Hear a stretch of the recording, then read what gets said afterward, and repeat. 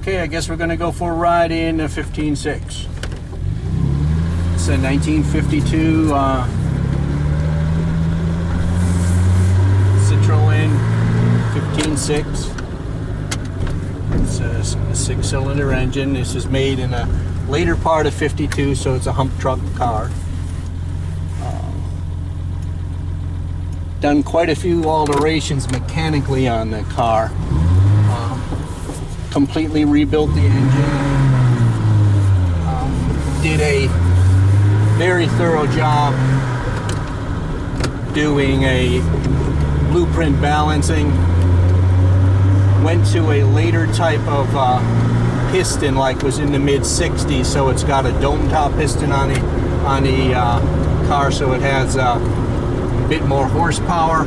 Also, it has a more aggressive cut on the camshaft when we redid that, so it generally is going to scoot down the road a little bit faster. Has a larger carburetor on it than the original.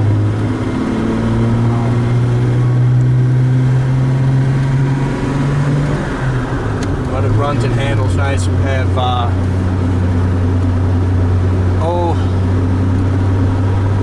new shocks all around. Brakes were rebuilt, all replumbed. You've got Roger Williams front axles on this car, which you've got, that way you've got your modern CV joints on it instead of the old buybacks thing, so you don't have any of the sympathetic harmonic imbalance that these cars were noted for. When you turn tightly and you're accelerating, and it also turns much tighter. You don't have that school bus turn, which is sort of unacceptable by today's standards. Handles very nice. We replaced all of the silent blocks, which are the rubber mounts that the torsion bars attach to the body. Now, typically nobody does that when they do a restoration, because it's a real major league pain. You have to completely dismantle all of the suspension, take it off physically, take it off of the car, press it out with a 30-ton press, and then put those new rubbers in.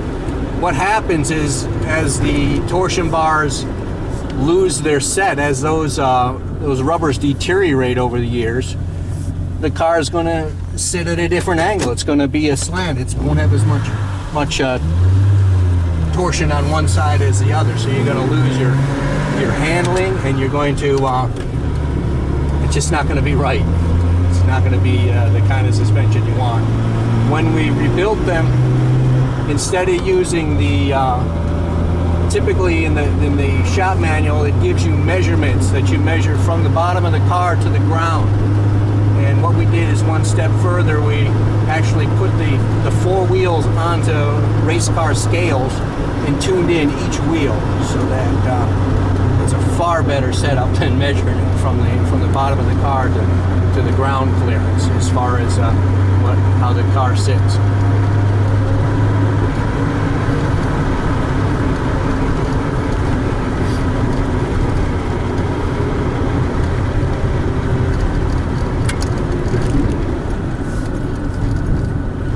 Changed it to it's a combination 6-volt, 12-volt system. Everything on the car is 12-volt, except for the wiper motors, the clock, and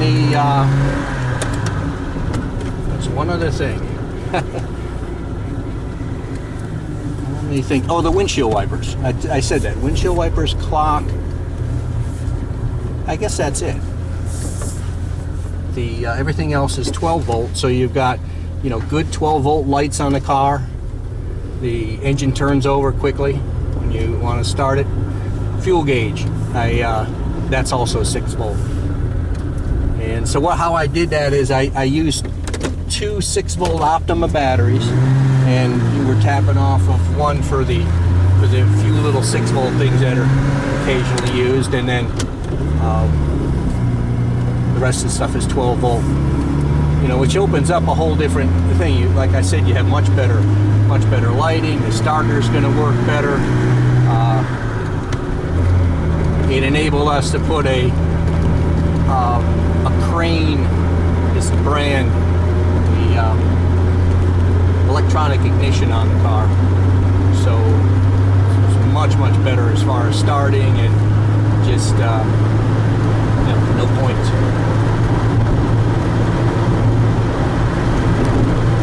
But I've always enjoyed the car, and just too many projects right now, so I think it's time for it to go to someone else who's gonna, you know, all I guess I would do is, I never painted the car. This is how it came to me. It was, I got it from a broker who had purchased it from, well, at the time it was the, what is that, Massachusetts Museum. It's the Lars, I guess, Automotive Museum now. They had it for years and years. They had brought it over from France. And I got it in 1987. And about 10 years ago, went through it like this. But I've enjoyed it, kept it up, and it's a running machine. It really is.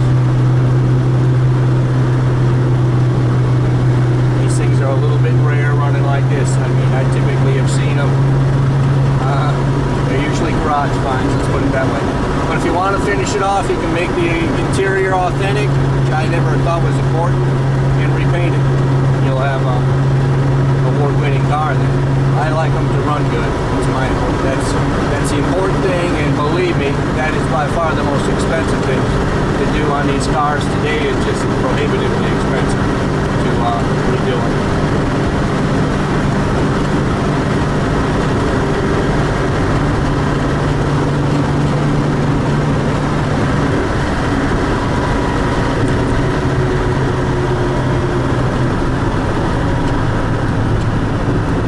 My reasoning was, I always liked to, all of these meets I've gone to over the years have been long distances, and the deal is you end up hopping on the highway, interstate highway, and we got to scoot on down.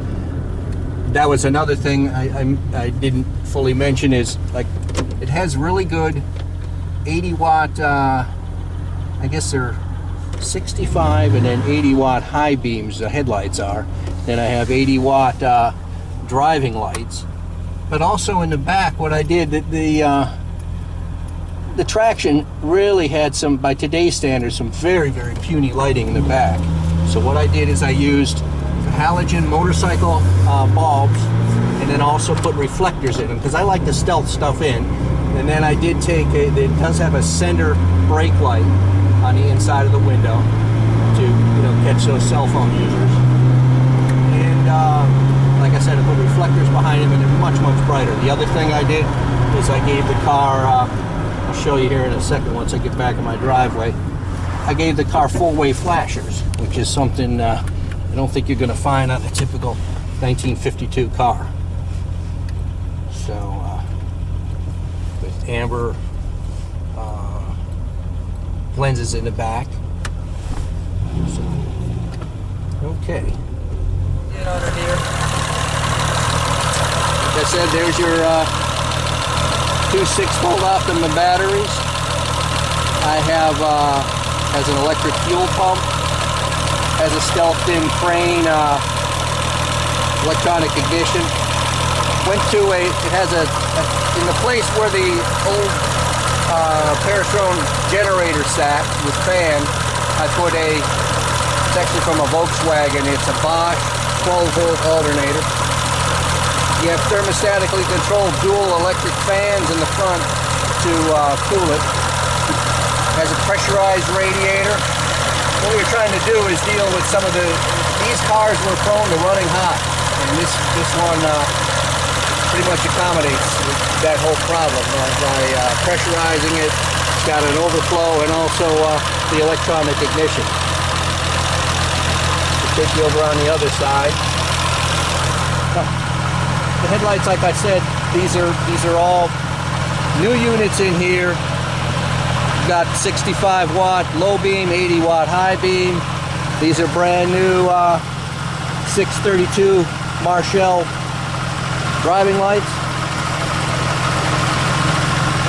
And what I did over here is the only thing that isn't really stealth in. It's got a Weber carburetor, a 42 double barrel 42 millimeter throats on it, and it's gives a little bit more power. It's got that double split, the two-piece exhaust manifold. The single piece was such a pain that I don't know, I went through I think 3 of those with them cracking, the old ones. I guess they recast them now, but for a short period of time they were making these two-piece ones, and I think this is, once I put this on, no more problem with any of that stuff.